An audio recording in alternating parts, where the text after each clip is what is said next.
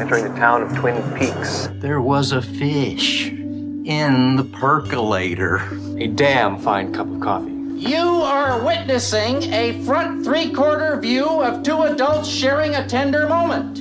It is happening again. Take another look, Sonny. It's going to happen again. What kind of fantastic trees have you got growing around here? I'm going to turn it upside down. Sheriff, we got a lot to talk about.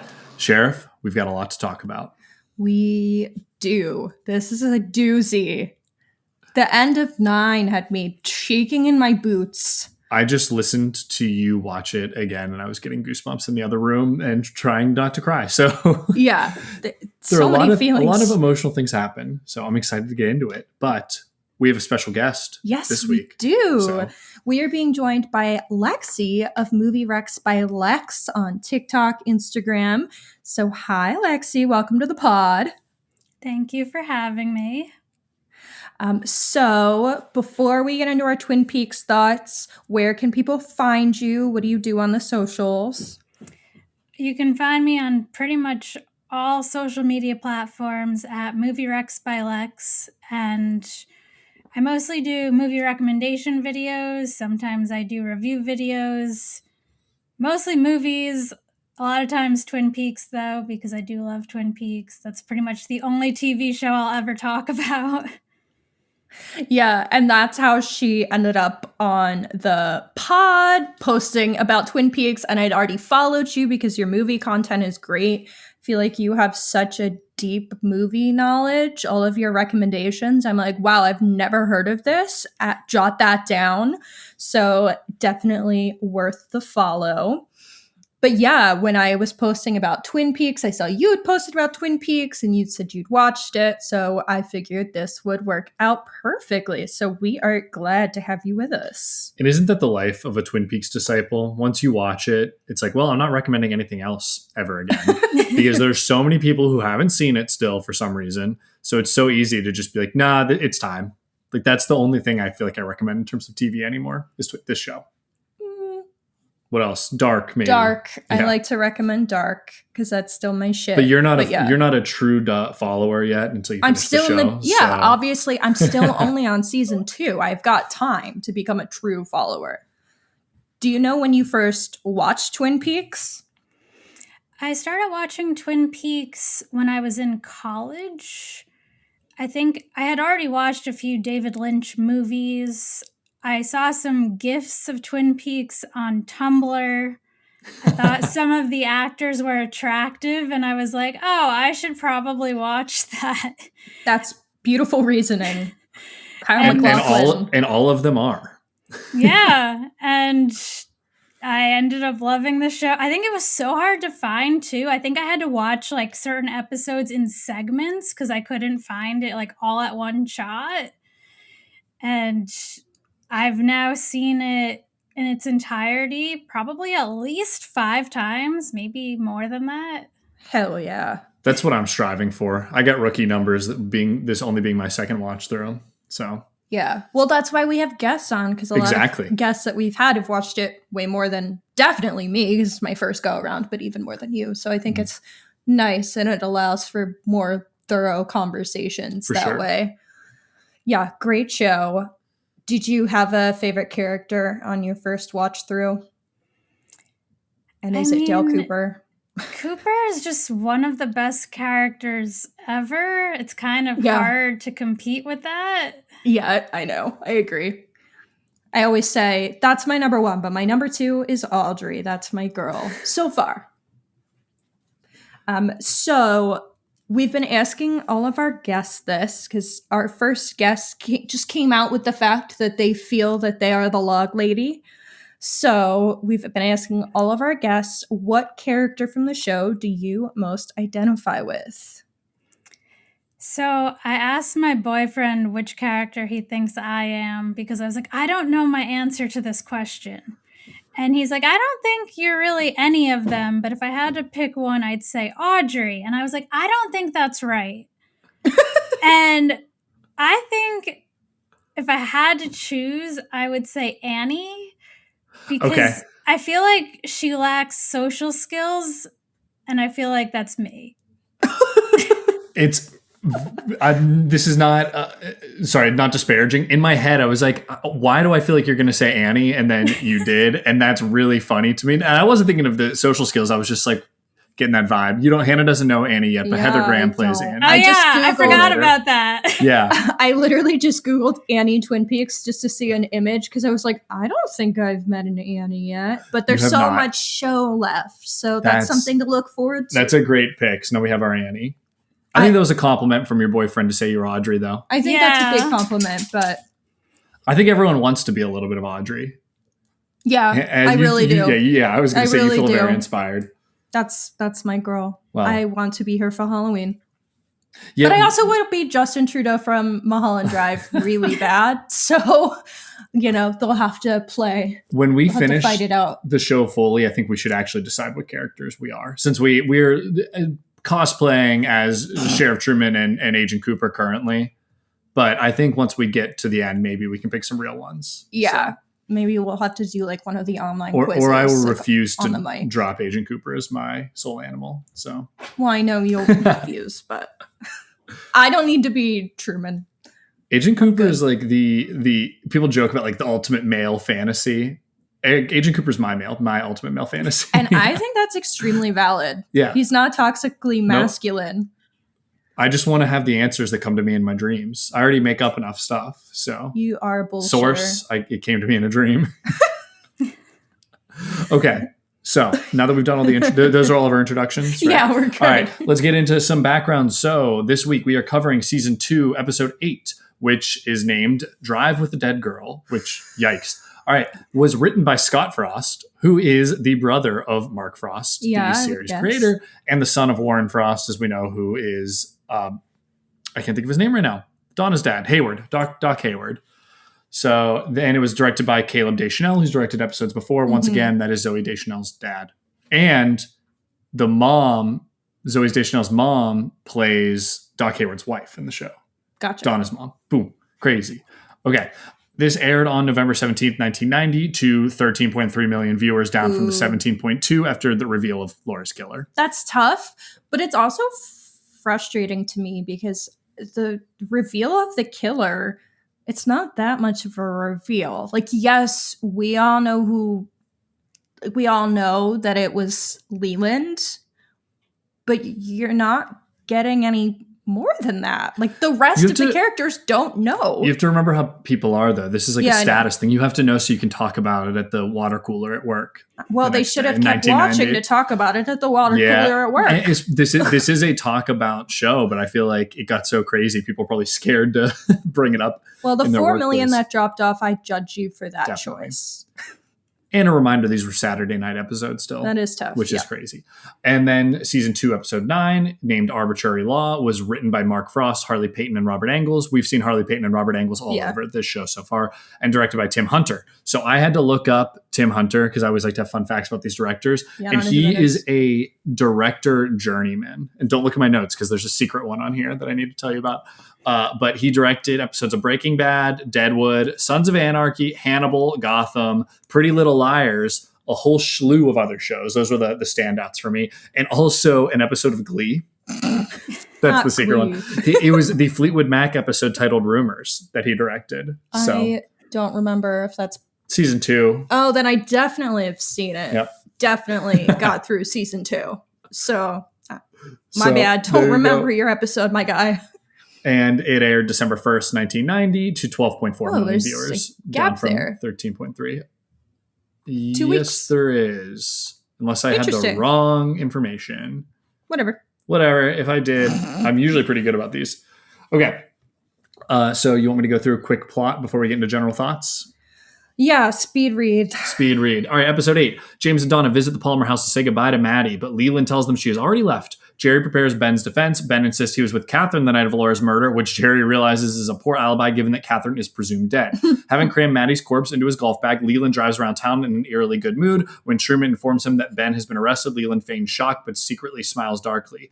Later, he is pulled over by Truman and Cooper for recklessly driving and prepares to kill them with his golf club when they almost discover Maddie, but they are called away at the last minute. Bobby discovers that Leo's hidden tape contains evidence of Ben's involvement in the sawmill fire. Catherine, revealed to have survived and in disguise as Mr. Tajimura, delivers a cassette tape to Ben, blackmailing him by offering to confirm his alibi in exchange for Ghostwood. Maddie's corpse is discovered in the woods by Truman and Cooper and the whole gang. Episode 9, Cooper asks Truman not to report Maddie's death yet, believing he is on the verge of solving the case, revealing that Mrs. Trayman's grandson had said, "J'ai un aimé solitaire," I'm saying it how Andy does, to her. Donna decides to visit Miss Trayman with Cooper and Andy. They find a woman claiming to be Mrs. Trayman, despite being decades younger and having no children. Mrs. Trayman gives Donna an envelope containing a page from Laura's diary that Harold gave to her, revealing Laura shared Cooper's Red Room dream before she was killed. Leland is agitated when he sees Donna wearing Laura's sunglasses and receives a call from Maddie's mother, who reports her missing. Leland poises to attack Donna, but is distracted by Truman, who reports that there has been another murder. Donna realizes with despair that Maddie is dead and tells James, who leaves town on his motorcycle. Following his instincts, Cooper brings Ben, Leland, Ed, and Major Briggs to the roadhouse. The giant and the waiter appear, and Cooper recall what Laura whispered in his dream: "My father killed me." Cooper and Truman arrest Leland, and Bob taunts them. Leland/Bob run into the door of the cell multiple times, giving him a fatal head injury. Bob leaves Leland's body, leaving Leland horrified by his actions. Cooper holds Leland as he dies, and Truman speculates that Bob has escaped, and the crew speculate on what Bob really is. Also, saying Leland's leaving is really hard. Oh, the alliteration getting stuck. So these were doozies of episodes. Yeah. For sure, in a good way. Yeah. So let's talk general thoughts. So I would like to talk general thoughts that aren't related to the Leland Bob of it all before we get into that, because that's going to be a bulk of our discussion. You lead the way then as our first time viewer. Okay, so the Log Lady intros for these episodes were stellar. There are definitely some of the best. Certain Log Lady episodes, I'm like, what in the hell? What's the point of that? Or I didn't super gain anything from that without the context of maybe the rest of the show or what's to come in the episode. But I feel like these two really set the stage for what to expect very well by what she was talking about. I definitely think in episode 9, I really like that it's kind of David Lynch's middle finger to the audience and to the people that forced him to reveal the questions too soon. Because these were shot in like 92 or 93 after the show was done. Yeah. So for her to say, now you've got your answer, and basically now what? Yeah. Like the question's going to be why, and you're not going to get that answer till the very end. Yeah, I thought that was pretty funny. And then she's going to be like, by the end, you're going to be so full of answers, you're not going to know what to do, basically. And I was like, oh, I really like this big shout out kind of middle finger. Yes. They were some of my favorite Log Lady intros. What happened in the 8th episode? In the 8th episode, she was talking about balance in all things. Balance is the key in many things. And she was talking about balancing in your diet and all this shit. I definitely think the one for 9 stood out a bit more, but I did kind of like that one as well. And I feel like there's maybe something there related to the what Bob is and what Laura represents in contrast to Bob. I think you're on the right track. Lexi, any general thoughts on these episodes outside of Leland? So the Mrs. Tremond thing still haunts me. It creeps me out so much, just this idea of like going to someone's house and it being a totally different person and it being like, well, no, that's me, but it's not. Also, it doesn't help that I'm currently watching The X-Files, and that the original Mrs. Tremond, that actress, was in the episode I watched last night, and I was like, hey, I know her. But like, just that whole scene really creeped me out. But also, in Arbitrary Law, that solidified my hatred for James. The beginning of the episode, he's like talking about how he loves Donna, like gives her a ring, is like, we're gonna be together forever. As soon as they find out about Maddie, he's like, okay, nice knowing you, bye. And I'm like, who does that? It's just, that's not okay. Yeah, I have thoughts on both of those. The Mrs. Tremont thing, I was like, who were they that were there? What were they? What were they is probably the bigger question. The right question there. So they will be repeated in my questions I'm carrying forward. Also, like, where are they? Like, all the who, what, where's, when's, and whys of the Mrs. Tremont and her grandson. Her David Lynch's son. Yeah, her David Lynch grandson. That was just so shocking, and I really like how they played that. I think Donna, the actress, did a good job reacting to that as well, and like the startling nature of feeling like you know a person and then your whole life gets spun on its head for a second. I am going to talk about those two later, but I wanted to shout out, I totally agree, that was horrifying. My stomach like dropped a little bit because I had actually forgotten that that's how it played out. And I think this is one of the big moments for us that we see someone outside of Cooper, Laura, Sarah, Maddie see something that doesn't make sense in Twin Peaks. Something that is otherworldly happens to them. Right? Are you like referring to Donna? Donna, yes. This is a moment where it's like, okay, something huge just happened. I mean, where did Donna go? Yeah. Yeah. Like, is this a completely different space? Who are these people? There's someone else there. Where was she? I mean, did she go through dimensions basically? Like, that's the questions. That's the level of change that just happened. And I feel like what they have set us up for in the future of the show. And we have not really gotten anything that extreme, I don't think. And yet it's played off as very inconspicuous compared to all the other stuff that's happening in the episode. Yeah. But I think that's a great setup, and it's cool to be. I keep saying in every episode, I was like, Twin Peaks is not a normal town, and everyone kind of alludes to that, but we haven't seen something like this happen. Yeah. So yes, totally agree. And then regarding the James Donna thing, I was also so appalled at that behavior as well from James. I was yelling at my TV. It was like an old man yelling at son. I was like, all right, Cloud. Damn it, I messed up the name. Cloud. I was definitely an old man yelling at Cloud because I was like, bro, where are you going? Like, she is literally opening up about her feelings to you and her grief for Maddie, and you're letting her down completely. And it's not even just that you're letting your girlfriend or whatever the hell she is after that ring thing. It's like promise ring, engagement ring, question just mark. Jewelry. It's an engagement ring though. So Sure. like what was that gesture? They don't really use words to describe it, but if it meant something to them, okay, go ahead. But especially after that, it would be rude anyway, but especially after that conversation to basically be like, fuck off, bye, was so devastating. And I feel like I started off, or at least earlier in the season, I wasn't really big on Donna. And I feel like the last couple episodes, I grow higher on Donna as we go. You're ride or die for Donna now.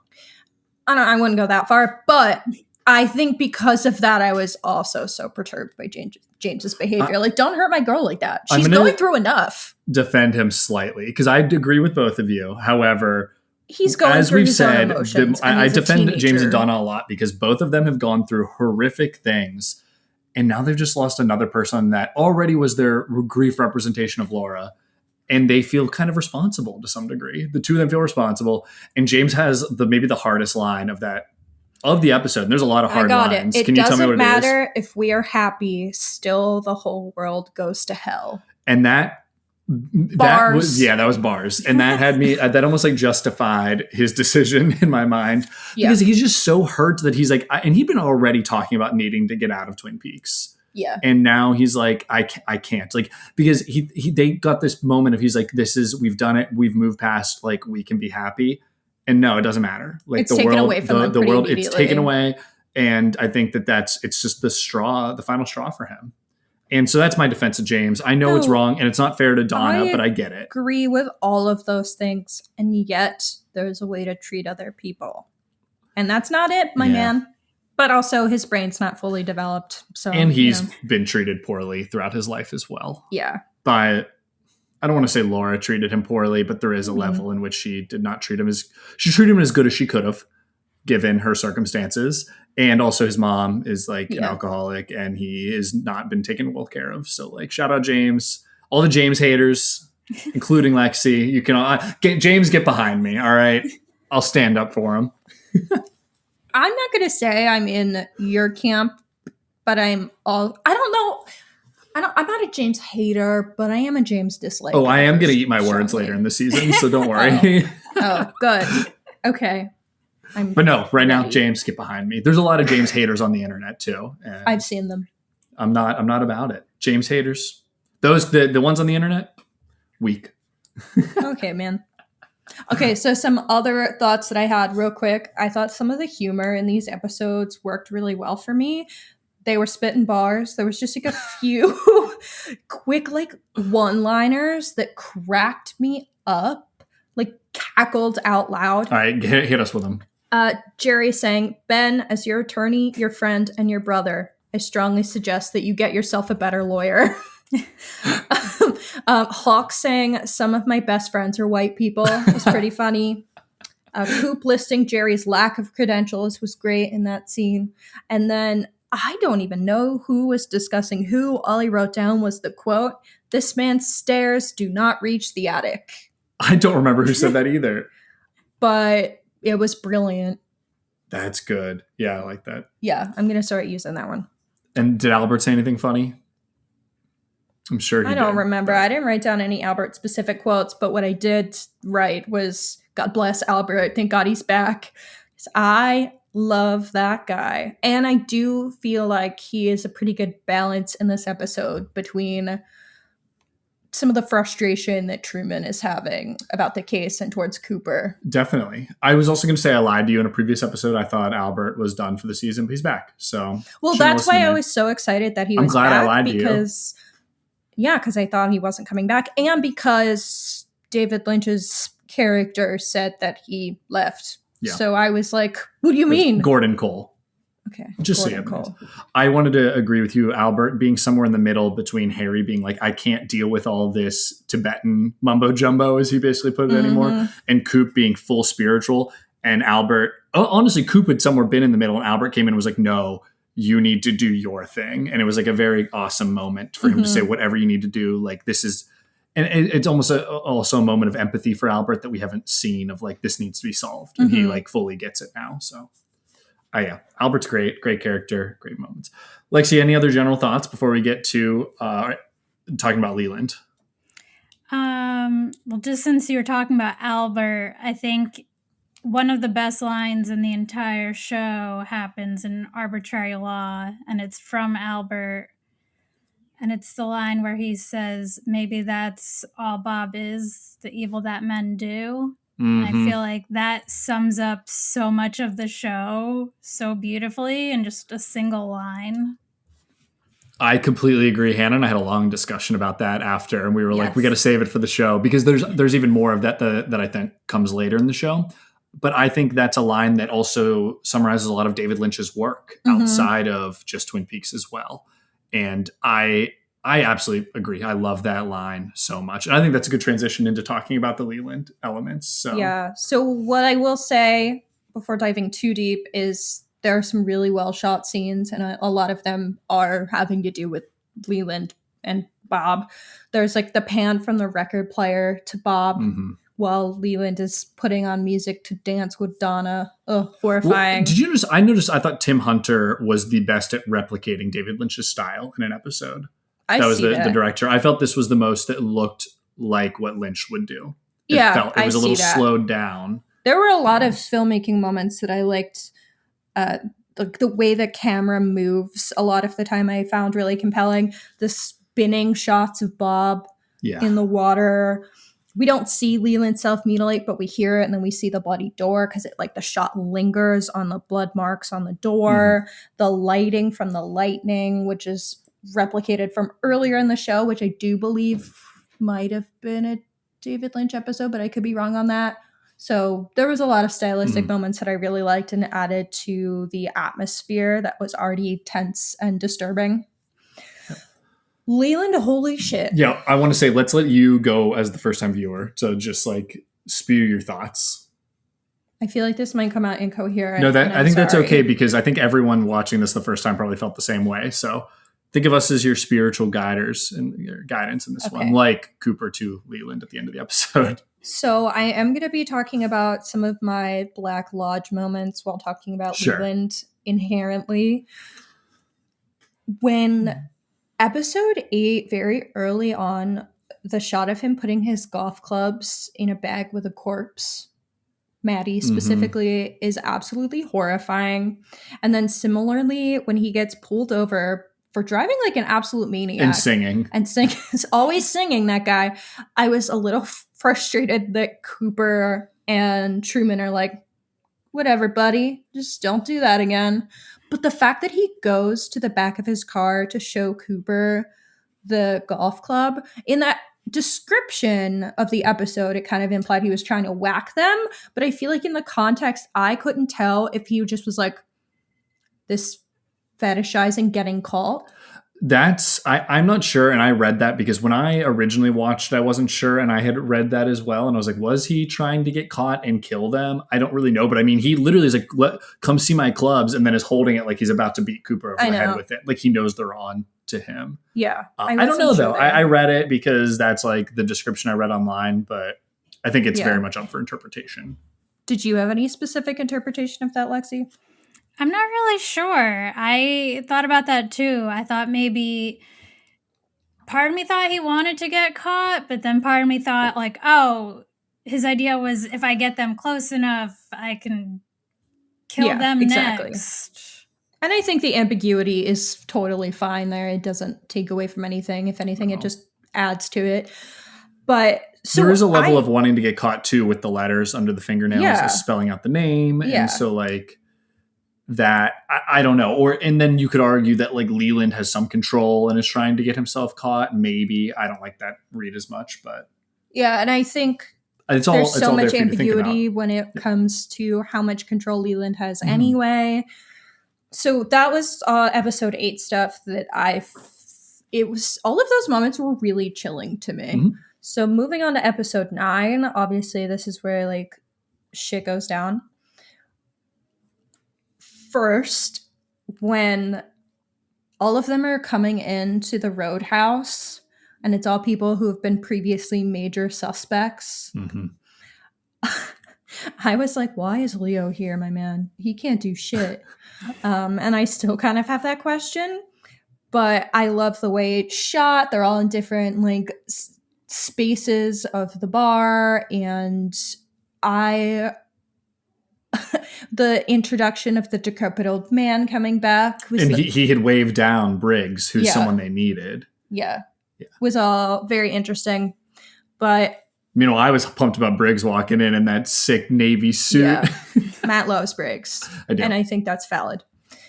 But this is where we get obviously the real clear evidence that Truman gets the real evidence that it's him, that it's Leland. It starts with, I know that gum. I used to chew it when I was a kid.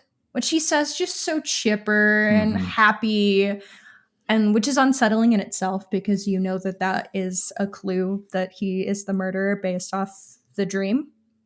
And then obviously we get to the point of the shot with him kind of like reliving the dream and Laura leaning forward and whispering. You missed something though. The old man says that gum you like is going to come back in style, which is what the man from another place says to Cooper in the dream. Yeah. So, yeah. But go ahead. Many clues. And then, her leaning forward and saying, my father killed me. And then his ring falls onto the ground. The giant hands in the air. Shivers. And I want to comment, really cool shot because it's clear that he's the only one seeing the giant, and the way that it removes, it's like he just found it on the floor. Like anyone else would have seen him finding the ring on the floor, which is how he knows. But my question for you before you even go on, and this goes for you as well, Lexi. So obviously Cooper needed all of them there to be able to remember his dream and for the giant to return his ring. Is there a thought about why he needed those, whatever, 6 to 8 men? That was kind of in my questions list. And I was hoping at some point there'd be some answer, but I didn't expect there to be one. 'Cause it makes sense why Ben is there, because they end up kind of using him in the play moving forward, even though at this point they know it's not Ben. So, but again, I can understand why they would have him there. they know it's not Leo. So I was like, why is this man here? Why is Briggs needed to be here? I still don't know. What was that? Big Ed was there too. Yeah, and I don't understand why these particular people are there unless it is this like balance of it was definitely not good and evil, but like possibly. It was definitely a callback to like any of the Tibetan methods that Coop was trying to do. But Lexi, do you have any thoughts on it? I thought it was just to rule out all the possible suspects and having some of the people there who, I mean, not everyone could see the giant, but also that waiter, I believe, is some sort of entity. I think having them there too with the suspect in the room was enough to like trigger the dream. I just, for some reason, I feel like having them all together was what did it, if that makes sense. Yeah, I think I'm on the same page. I was just trying to like dig even deeper to think if there was something beyond, because like we look like Leo was connected to Laura. Bobby is the ex-boyfriend. Yeah. And also the escort to Leo. You have Ben, who had been, around Laura, raping Laura, we'll say, and was a suspect. You have Leland, who is our killer. Yes. You have Coop and Truman, who have to be there. You have Ed, who's related to James, I guess, which is another connection to Laura. And then finally Briggs comes in, who I guess related to Bobby. But Briggs seemed to be like the piece that they were missing. And I don't know if it's because he's been so connected to whatever the work he's doing there as well.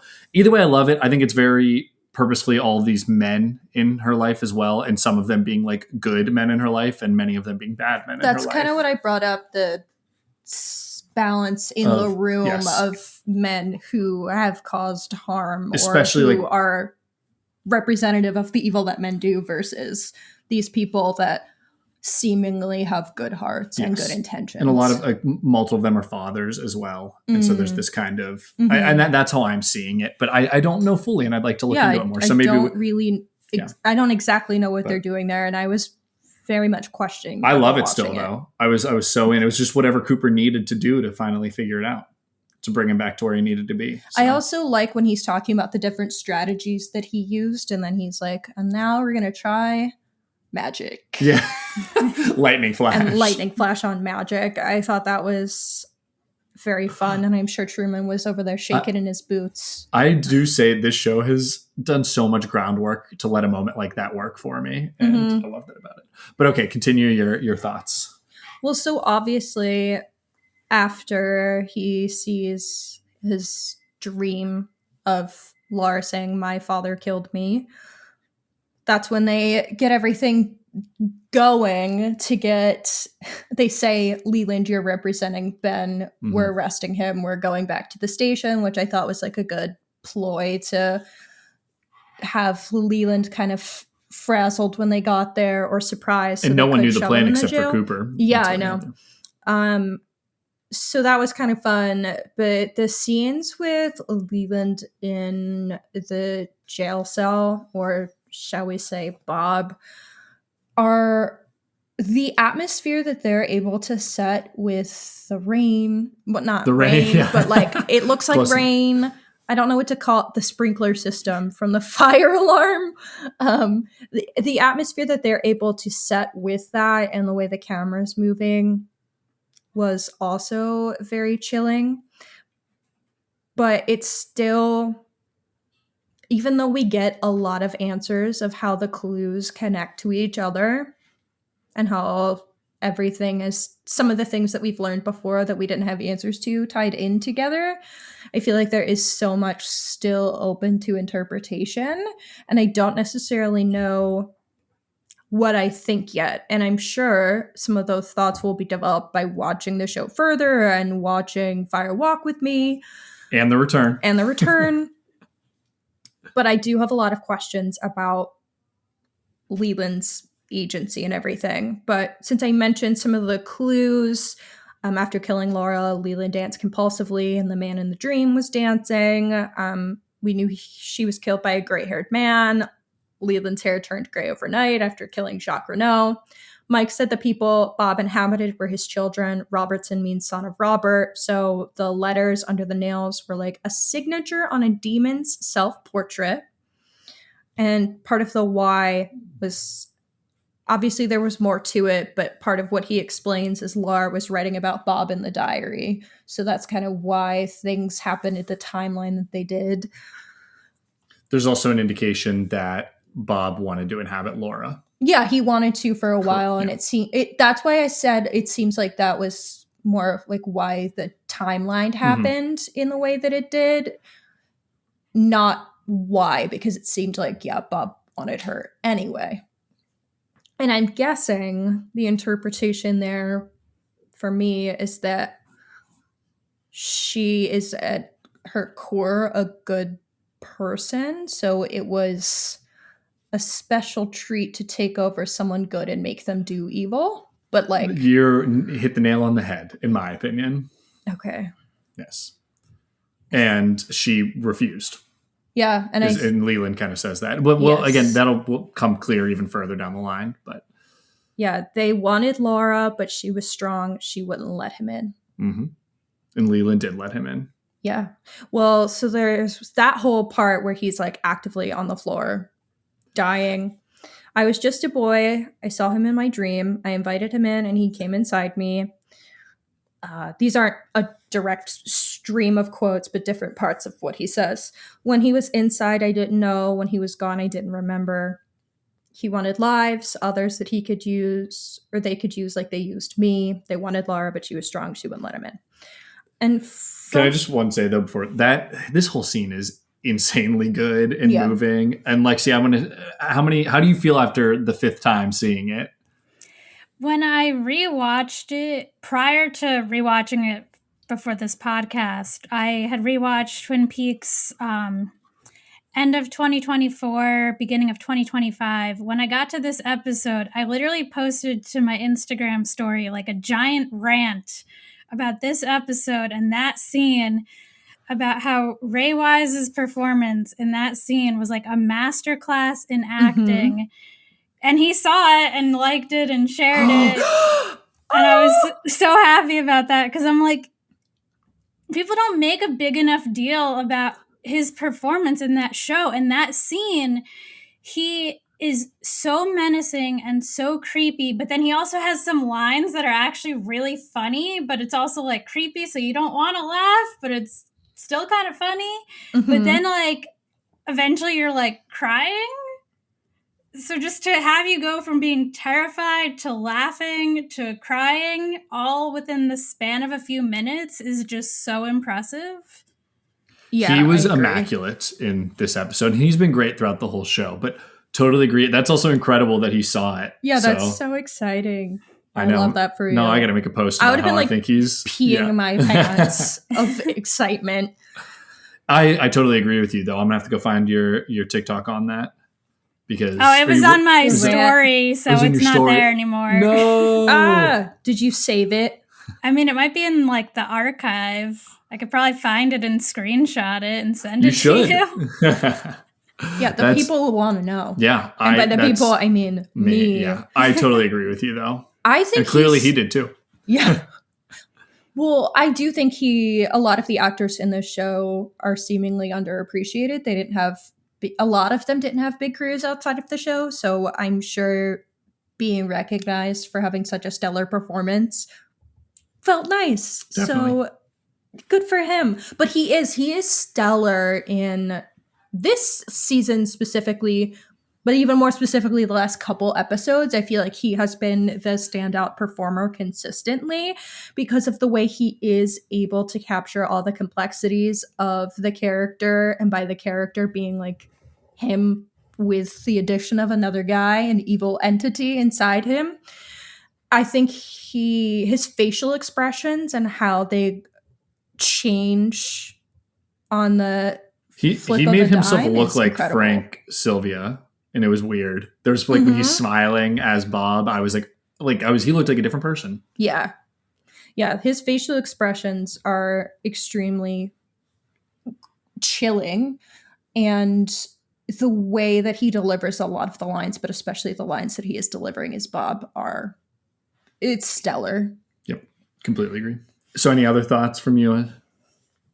So I guess some of my thoughts that I was having, especially when Leland was talking, is Bob has left him. So you would assume he would be speaking the truth. But then there's also this element of he obviously feels guilt over the things that he's done and doesn't want to be seen as a bad person, because no one wants to be seen as a bad person or a criminal or a murderer. So I just don't know how much to buy into the things that he said necessarily. Like, I don't know the truth in what he said. Specifically, when he was inside, I didn't know. And when he was gone, I didn't remember. Especially because Bob was inside him when he killed these people, but he seems to have some memory of that. And also Bob's been with him for 40 years. Bob's been with him for 40 years. And that's also my question is, like, how with him is he referring, right? So you are going to have to make a decision on your own about these questions. There is more that I think will be like gleaned later. But I have my opinion on it. And we've kind of been over that a little bit, but I think that's one that it's left open-ended enough for you to take in. Mm-hmm. And it's awesome. I think it's great for that reason. And it's just a very harrowing story. I use that word a lot when talking about this show. Well, it's just like Albert says, is it easier to believe a man would rape and murder his own daughter? And Cooper says that, actually. Oh yeah, Cooper says that. But yes. My bad. And Truman's like, no. It's like we would almost rather believe that someone was being controlled by an evil entity than they would do that to their own child. Yes. Yeah. And in real life, families do that. Families allow abusers to continue to abuse because it's family, right? Like, and it's easier for them to believe that something is just off with them and not that they're actually just a bad person. Mm-hmm. You know, so that's I love that ending because it does leave it so ambiguous. And you said Albert, you have the line you said earlier about is Albert, or excuse me, is it Bob just the evil that men do? Mm-hmm. And that's like, was Leland predisposed to do these things, and that's why Bob found him? Yeah. So was Leland doing these things, and that's kind of my other Bob question too. So Bob has obviously been there for so long that it's hard to know what in his adult life was quote unquote him versus Bob. But what did you just say? Sorry. Well, I was also, I'll jump in anyway. I also had said before that Bob has been with him for 40 years. And we know, in my interpretation, is that Leland was molested. And it's this idea of cycle of abuse. And whoever Bob was with before had molested or assaulted him. And then Bob came into him next, and he allowed him in. And then this is where like the subtext and the text meet, as we talked about in a previous episode. And so then he's with him there for that amount of time. And if he perpetuates that cycle of abuse onto Laura, and it's kind of implied in my head that he has been abusing Laura probably her entire life, not just recently. Yeah, I would assume. And she has not allowed that to corrupt her into hurting others the same way. And she even writes in her diary, tonight's the night that I'm going to die because I'm not going to allow them to. Yeah. So instead of perpetuating the cycle of abuse. So Bob is almost that cycle of abuse, or that trauma that the person is held on to that then gets pushed onto the next person. So lots of ways to read it. Lexi, I'm sure you've been through all of these thoughts as well throughout your many watches. Are your thoughts like in line kind of where Matt's are, or do you have a different interpretation? Yeah, I've always seen it as perpetuating the cycle of abuse. Okay. Part of what I was going to say before I totally, my brain turned off and then you had to jump in there, was Bob says, Leland is a babe in the woods with a hole where his conscience used to be. Oh, yeah. Oh, so that's a good line. One of the other questions, that goes hard. But I guess one of the other questions is like, at what point did Leland lose his conscience? Like, was he already lacking part of that, and that's why Bob was? I told you, you're gonna have to. You're gonna have to. Did that happen over time by being inhabited by evil? You're gonna have to make that decision. I'm not gonna tell you. Yeah, and I hate it here. I want a yes or no answer. What would David Lynch tell you? David Lynch said, once the art's there, it's not yours anymore. It's up for the people to decide. I would ask a question. Everyone wants me to talk about it. And David Lynch would just be like, no. No, he's done it before. Elaborate on that. No. I think he makes it very obvious what he wants you to take. But based on all of the other theming of the show and the evils of suburban America. Yeah. I think I'm still just in a processing state. But what I yesterday. said, yeah, of course. What I said was confusing before is that the text is that Bob is an entity outside of it. But the text also is that Leland was abusing his daughter and killed her. Yeah. Both are true. Yeah. The question is just like... The subtext is that... The subtext you would assume is Bob... Isn't real. Right? But that's only in the subtext. Yes, but in the text, exactly. Bob is real, but also Leland is maybe just a bad parent that abused their daughter. Yeah. Which is where that's my point. Everyone out there, let us know what you think. Call in, write in. We can debate it, but I think it's both. That's the thing. That's the fun read. People have described Twin Peaks as a puzzle piece with all of the pieces, but then when you go to get it together, there's extra pieces, and no configuration of the extra pieces fit in that last square. Mm-hmm. So, and I kind of like that read of it. But I did have one other question for you guys. How did you feel with kind of Truman in the last 2 episodes or so, kind of accusing his bestie boy who's been booping him and all this shit? They're like, I've wanted them to kiss for episodes and episodes now, of just kind of using mumbo jumbo to solve this. I feel like he's so frustrated and fed up that they don't have a concrete answer, that he's kind of, I don't want to say lashing out, but he's like, oh, I know you've gotten all of these other answers through spiritual methods, but that's got to stop. It's definitely this guy, and I don't believe your methods anymore. Well, I'll let Lexi take that one first, and then I have some thoughts. And then especially where just one more thing, even after all of this and seeing all of that, for him to just be like, so Leland was just crazy, right? It just, I'm like, buddy, I want to love you, but... He said he's seen some weird things in the woods. Yeah, but this is far off the map. All right, go ahead, Lexi. I mean, I don't know. Truman kind of frustrates me sometimes, so it's hard for me to even say, like... I get that you do need concrete evidence, and I do feel like in arbitrary law, Cooper does do a good job of actually providing that. Like, yeah. I get that, okay, I have the answer, it came to me in a dream, isn't technically proof, but then he does provide the confession, so it's like, okay, well, there you go. But there are quite a few moments where Truman frustrates me, so I don't know. I feel like I would have just trusted Cooper no matter what he said. That's kind of how I feel as a viewer. So I'm like, that's my boy. Don't doubt him like that. My defense of Truman is that Ben Horne is such a clear cut. But he's still even stuck on it even after the blood test. Yeah. So I mean, it's definitely commentary on police. We just watched Zodiac. Yeah, but I don't want... It's a very similar... You don't want Truman to fall into that, but that is the thing, is he needs hard facts. For the most part, hasn't. There's been things here or there that are problematic, but I feel like he hasn't contributed to... like a fuck the police storyline until that point. Definitely. And I think it's that it's been weeks. This is definitely really tough. They feel like they've solved it. Ben seems very clear cut at the time.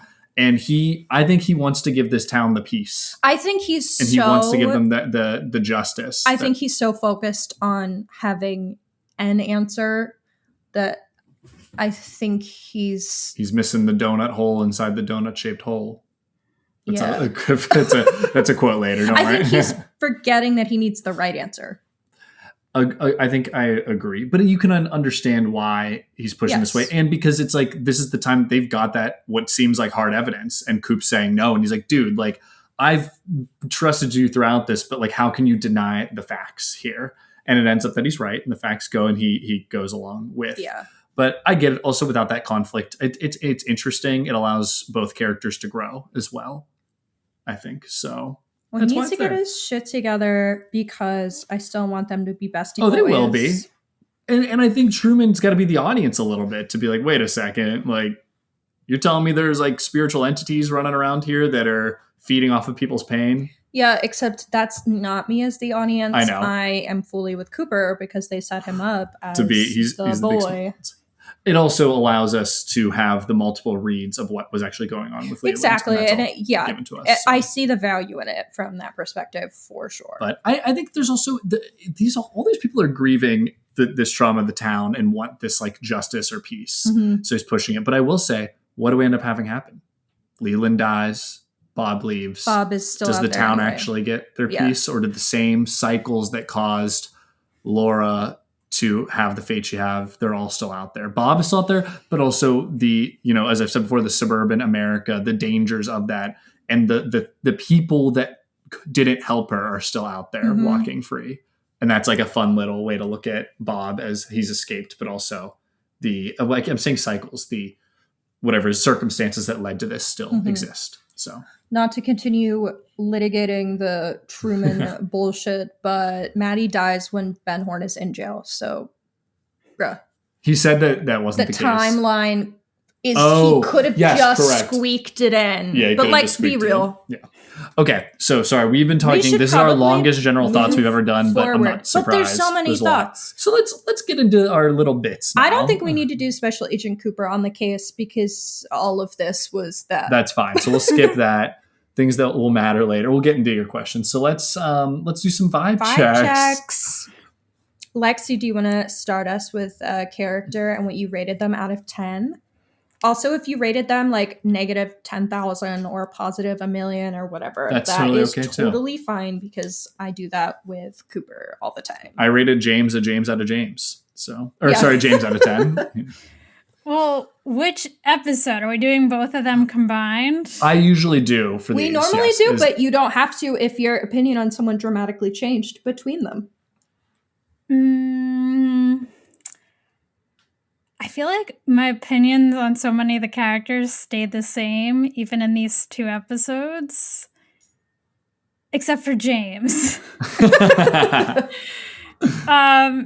feel like I'll be nice and I'll give James a 4. Reasonable. He's still behind me though, and I'm still protecting him. I think a 4 is probably fair, but I'm so frustrated with him that part of me is like, that's generous. I mean, it is, but I feel like he gets worse. Yeah, so there needs to be room for it to go. Hating him for a reasonable reason's fine. The people online that hate him just because they hate his face and they think he's bad at acting, I think his story is lame. I'm like, no. His story is important, but he's dislikable right now. That's for sure. That's for sure. I think a 4 is probably pretty valid. I gave Catherine in this episode and this episode only a 10 out of 10. Wait, I had her an 8 out of 10. I was going to give her a 10, and then I remembered that she's dressing up as an Asian man, and it feels weird. All right, I'm going to drop it to an 8 out of 10. You make a great point. That is not great, Catherine. I love Catherine in these episodes, and I think it's because Ben is so awful and terrible that it's really fun to see her. Someone tricking him is... Yep. And taunting him. So I had her 8 out of 10, but you a bad person, I wrote. So. Yeah, she's a terrible person, but I think I was like, well played, girlfriend. I loved her in these moments. I loved that where she visits him in the jail, gets him to sign, and then she's like, I'll consider telling them your alibi. I'll consider it. Yeah. I was like, brilliant. Love this for you. Go off, queen. Powerful woman. Girl boss, really. I also had decrepit old man. So I think in our last episode, Britt gave decrepit old man a 10 out of 10. And I was out here like, I hate decrepit old man. In the first episode of this season, I was like 0 out of 10. I'm ageist now. I don't like old men. You were just defensive of Cooper. You didn't that he was dying on the floor. I was like, he's dying on the floor, sir. Get it together. Whatever entity you... Well, there was also the question is like, is he a real person? There's no answer on that still. There is still no answer. He very well could be a real person. He just happened to wave down Garland Briggs. He's such a question mark to me, but... And he's holding his hand. I love that. In this episode... this episode only, he would be a 10 out of 10. So we're going to balance it out. In general, we're going to go 5 out of 10, given he was a 0 to me up until right now. Well, I gave Senile Old Man a 10 out of 10. I like that we keep just calling him different versions. That's what they call him, I think, on Wikipedia. Senile Old Man. I also wrote, I wrote geriatric old fuck in my notes earlier too. But I feel like if he was a good sign to Cooper showing up, he was a good sign to me. Yep. And I like his little clues like, that milk will cool down on you, but it's getting warmer now. Like, hint, hint, you're getting closer. I was like, all right, old man, I see you. So that's why I had to give him his flowers for a second. I also will say I had Briggs as a 10 out of 10. I just love Garland Briggs. I know you do. His whimsy, and when he shows up and he's like, he flagged me down and said he wanted me to follow him here, and he just goes along with it. And they're like, go stand over there. He's all about it because he's clearly knows that some weird stuff's going on considering the satellites. Yeah, I feel like that before. Alone was Cooper. Pretty good evidence to him that something is amiss or magic or supernatural. Those were mine, though, so I'll stop. So you two do the rest of yours. I gave Truman an eyebrow raise out of 10. Oh. And it's for what we talked about. Oh, you're going to get death threats for that one. No, I normally like Truman. I said that. Everyone knows that I like that guy. But it's for every reason that we talked about. Him charging at Ben Horn after explicitly being told from Mike, it's not Ben Horn, calling Cooper's process mumbo jumbo, essentially thinking Leland is just crazy and not a Bob, even though he saw all of that. Yeah. So I was like, that's why I refuse to give him a number. He's eyebrow raised because I don't want to not think of him as a 10 out of 10, but I am raising my eyebrows at you, my man. Lexi, any other ratings? So I also had the old man written down, but I had him written down as the waiter. I always call him the waiter. And I gave him a 10 out of 10. I think he's adorable. Hell yeah. I mean, he does piss me off a little bit when he doesn't really help Cooper. Yes. When he gets shot in previous episode, but he's still adorable. And in this one, he's more helpful. And I did have 2 more, even though technically that's more than 3. Go ahead. But I was like, they're both 10 out of 10. So I'm like, I feel like I need needed to give have someone else. Yeah. So I also had Briggs as a 10 out of 10 and Albert as a 10 out of 10. Mm-hmm. Yes. Always. Albert stands in the house. I love Albert. I almost gave Albert a 10 out of 10, but I've given Albert so many flowers of 10 out of 10s in the past that I was like, I did spread the wealth. Well, we have suspect of the week. Hold on. Ben Horn Shit Talk Corner has become a part of the character vibe check because I just kept giving him like negative 10,000 out of 10s. No notes this week for shit talking Ben Horn. It turns out he can't do anything that heinous behind bars. It's fun to see him beg and plead with Catherine, and I liked seeing him. Loved it. I love his little, longer beard, and he's such a weasel. If anything, there's like 2 things that like they didn't endear me to him, but it made me chuckle. Is one, he keeps wiping down all the surfaces in the jail cell, and I was like, me. Like it endears me to the actor. I love the performance of Ben Horn. I love the character to watch. Yes, I don't like Ben Horn, but The other detail I was going to say is him staying in his full suit and tie is so funny. Like he's looking sloppy now, but he's still got it on. I was like, the commitment to the look is something else, my man. So we have suspect of the week, which probably nothing should change based on who shot Cooper from last week. Yeah, so since we obviously know the murderer and who is Bob and all of that, that is our primary mystery. We still got a lot of who, what, where, whens, and whys, though. No new evidence as to who shot Cooper through this episode, so it remains Josie as my primary suspect for reasons. Did we ever previously figure mentioned. out who attacked Jacoby? I don't think we did. I don't think so. So that might be on the list too. I don't care about that guy. Someone attacked him, remember? That's a weird one. Yeah, James no, and it's true. Donna got in trouble for it. It's true. So no suspects. So let's go to who we trust with our coffee. Okay. Not to be a cliche, but obviously it's Agent Cooper. Wait, we're so on the same page. We haven't picked him in forever for this, and I also picked him this week. We've been trying to avoid picking him because we didn't want to just say the same thing every single week. Because of course I would always trust him.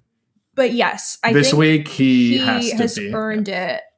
Though I will say he was stressing me out because he was hung up on Ben Horn too long. He didn't have his ring. He didn't remember. That was what was frustrating is like, I understand all of the evidence pointed to him, but then when he saw the giant and then didn't get the ring back, it was like a clear indicator it wasn't Ben Horn. So I was like, my man, get it together. But we're good now. He solved it. So he would be very trustworthy with my coffee. I did note Briggs is invited to my coffee date. Just because he's a sweet dad. Yeah. Lexi, who we trusting? I couldn't decide on one person. I wrote Cooper, comma, the giant, comma, Major Briggs. There. Perfect. So we're all on the same page. Yes. We nailed This show that. really just nails what it wants you to feel, doesn't it? Yeah. Because it's like we all are like getting similar feelings from it. Mhm. Like, okay, who isn't invited? I have a funny one.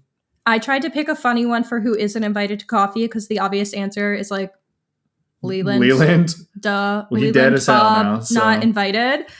So I said Dick Tremaine because that guy gives me the ick. Good. Yes. Don't like that man. Got a light? Yeah, he's just gonna get icky, and I don't like that he really his only opinion that he's voiced in anything is like, here's money for an abortion. Like he's just not giving good vibes. So What did you think of the whole lighting the cigarette, setting off the smoke alarm, setting off the sprinklers? okay, I Like, loved that shot of it, like move the camera movement from the smoke up to panning to the smoke detector. I was like, that's awesome. But I guess my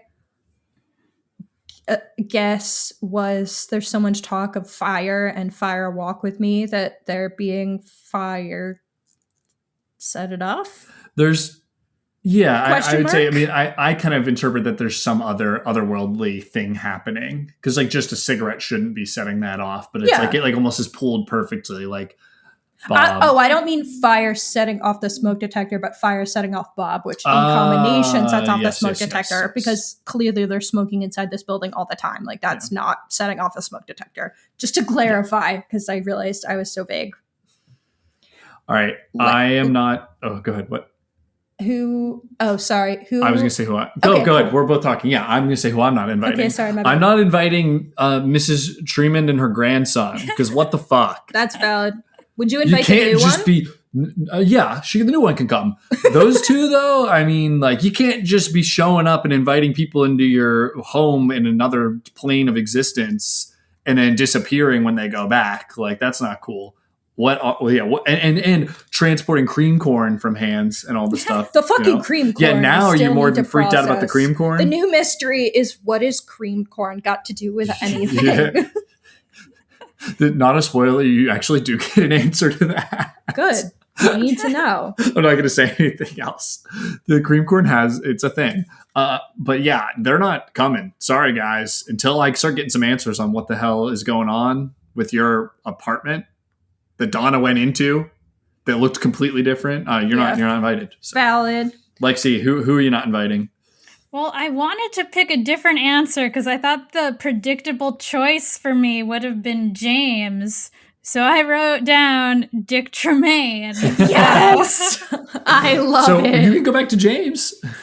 I mean, I wouldn't pick either one. And I also wouldn't invite Mrs. Tremond either because I feel like then my coffee would be replaced with cream corn. Yep.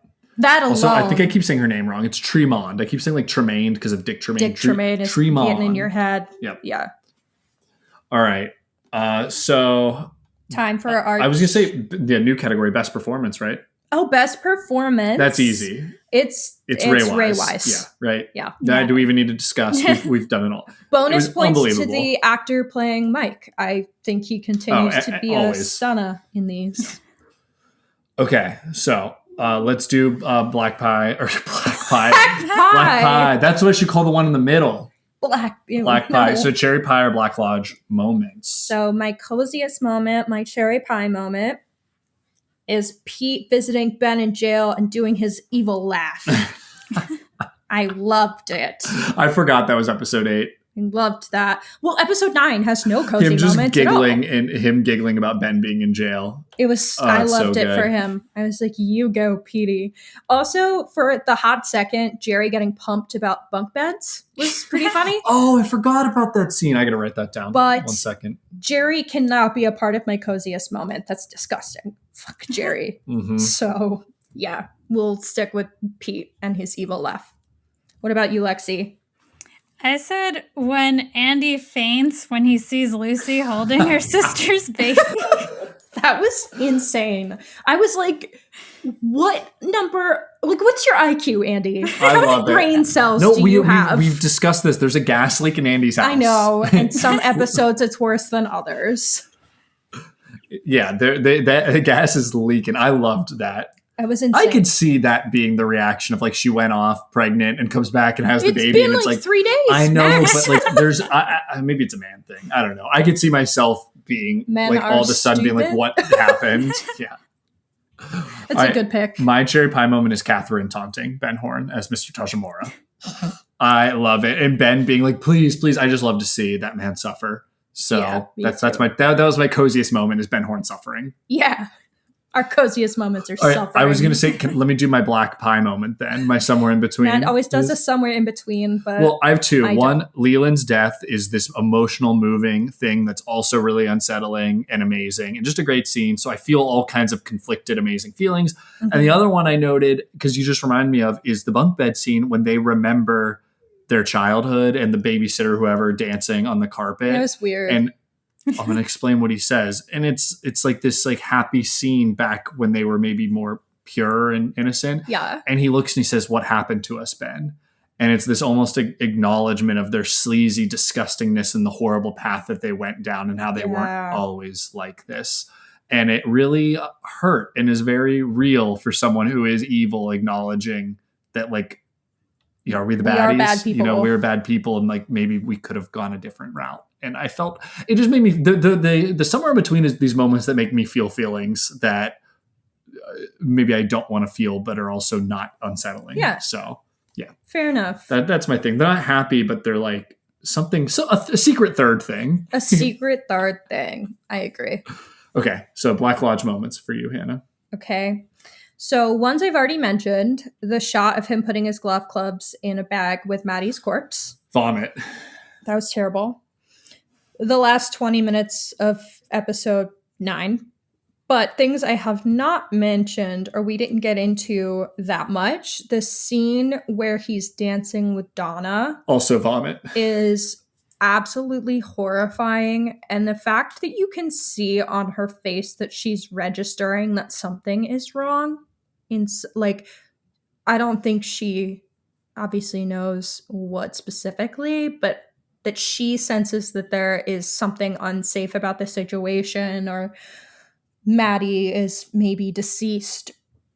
Her facial expressions. And do a lot Donna of already work has there. figured out something from when Maddie was actually killed. She had that reaction in the Roadhouse. So like there is a level that she's in tune. Mm-hmm. And more people are starting to become in tune, it Yeah. seems. So. But that whole scene between her being kind of in tune with it, something's wrong, but also the fact that he's doing what he's doing is just disgusting and disturbing. And then also the chat with Donna and James, specifically James leaving her crying. As we've said, fuck quote, you, James. Say that quote again. It gives me goosebumps. It doesn't matter if we are happy, still the whole world goes to hell. That And seems to like, be fair, like, I feel that in my nihilistic depression days. Like, I get it. It was bars, but that's one of his best deliveries too. it's one of James his Marshall's. best Yeah. deliveries because he has a He lot seems of actually so tough hurt. deliveries. And, you know, like he really seems like he's like that's what makes me feel for him. Like, he's clearly so hurt, and he's not thinking about how his actions hurt other people. And it's hard. Anyway, Justice for James. No. Lexi, I'm I'll throw hands, right? I'm not participating in that movement. Again, I said I'm putting my foot in my mouth completely because I know what happens later. Yeah, and I don't, and I still... James was always cool. I don't think so.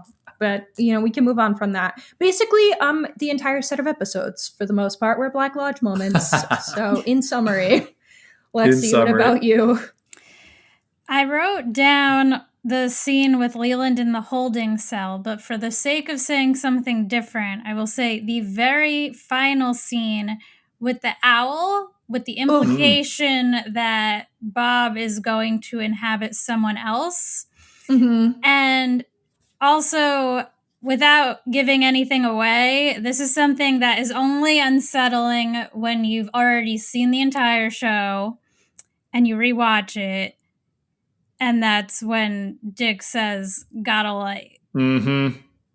I was thinking that too. Yeah, Matt repeated that, so. We won't say anything, but that I was like, oh my God. Okay. It took me and then multiple rewatches to catch it. Is that somewhere mentioned in the Return episodes? I'm not going to tell you when. The Surrealist episode? Yes. I watched that episode out of context. She knows nothing by watching that. But I don't know what it means. Because it's just a very famous modern art episode. So I was like, you got to see this. Yeah. It is. And I also clocked it here. And I went, oh my God, especially when right after the smoke then, frees Bob into this whole situation. So, I just also had Leland and Donna dance. That was really, really scary. And I knew Donna wasn't going to die. But watching the show back then, people were probably like, oh my God, Donna's next. Because it's heavily implying that he was going to. Yep. All right, let's get to your questions you're carrying forward. Your notes for Diane. I skipped the title. Well, you skipped dying to discuss. Oh, I have that out of order then. You do. You've always had it listed out of order. This is showbiz, baby. All right, I'm changing it. So my dying to discuss, just any plot moments we haven't talked about. Just a real quick, zippy thing for me. Hank just showed back up out of nowhere with no explanation. When last time we saw him, he was seemingly in trouble. And then last set of episodes, I literally said, where the fuck is Hank? So why is Hank back with no explanation? I'm confused. Guess we'll find out. Anyone else have any quick dying to discusses? Sure. We talked about, I really enjoyed Cooper being like Leland's spiritual guide into whatever his afterlife is. And I think knowing of the religion of like David Lynch and how he feels is not exactly a Christian.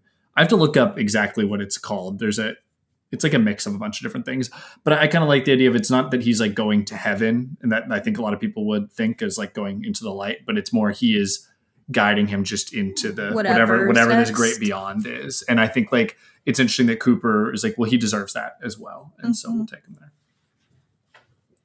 Anything, Lexi? I liked Norma calling out her mom. Hell yeah. Hell yeah.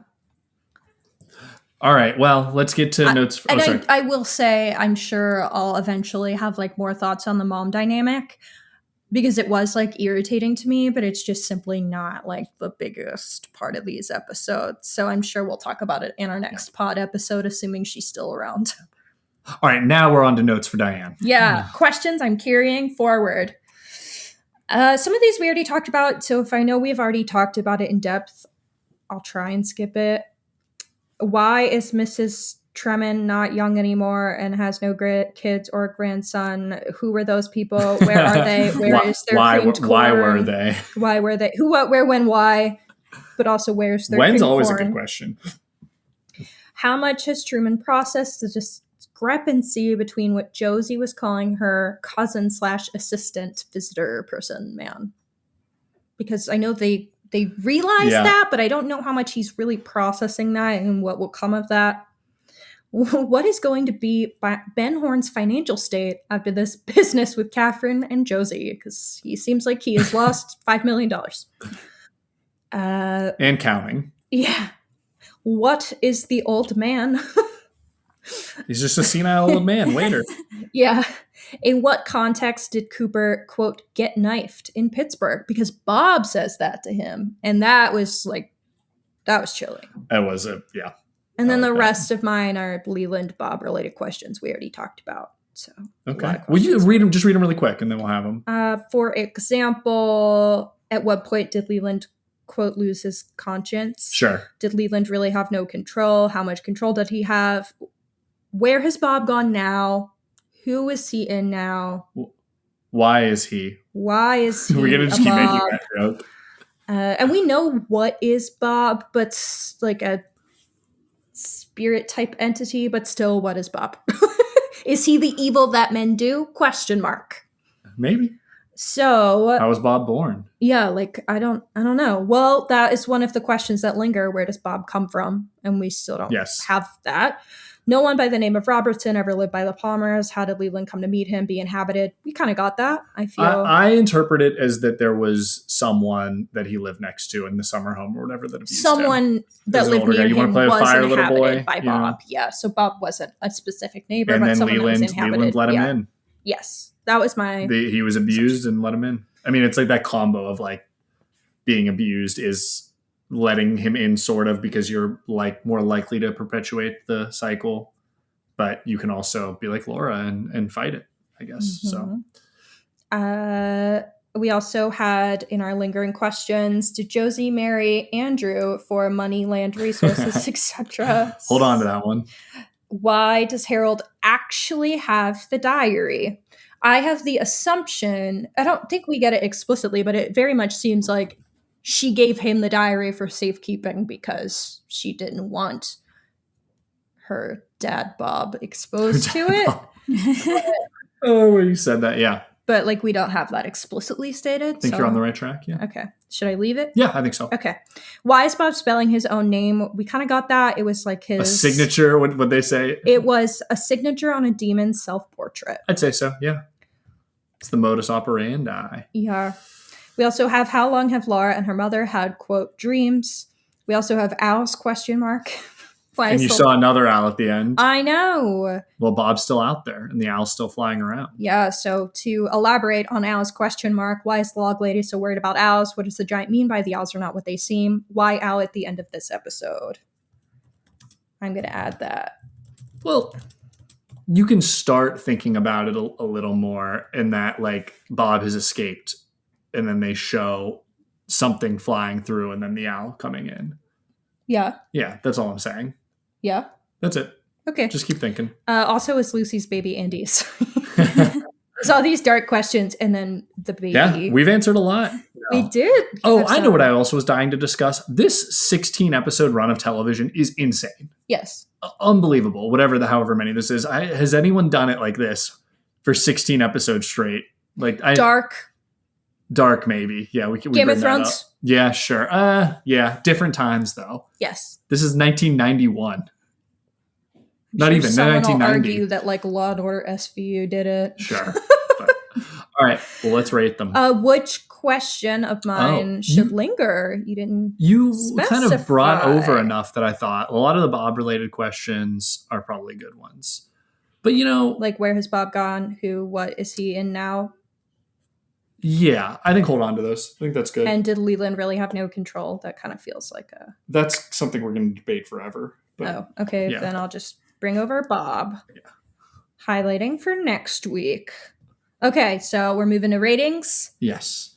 Okay, so 8 was a damn fine cup of coffee, and 9 is like the best cup of coffee I've had, aka the cappuccino we had when we landed in Milan and we were so tired. You said that last week. I did say it last week for 7, and I think that still holds true. Combined with, as I said last week, the crust and my mom's rhubarb pie. She makes the best crust. Rhubarb pie is great, etc. So it's the combination. I have episode 8 as a damn fine cup of coffee and episode 9 as a damn fine cup of coffee.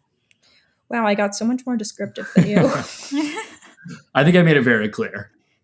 Damn. Yes, exactly. Yeah. Lexi, how we feeling? I just wrote that they were both a damn fine cup of coffee. And that's valid. We've been getting a little cheeky with it over here, but without listening to previous episodes that aren't released yet, no one would know.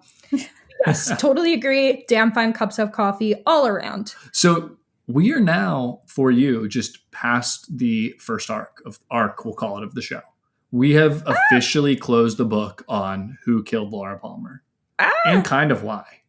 So like this is where things get kind of interesting, because now we need to follow other threads and create new threads. And like some people say the show drops in quality. I still think it's good. It's just hard to figure out what to do after this central mystery, which in real life is kind of the case too. Like, will the town really have this peace and justice that it wanted, or like, where do we go from here? And I think it's, while people complain, a really interesting like outlook on real justice and real mysteries being solved. So I'm excited. Well, Lexi, what does she have to look forward to? What do you think?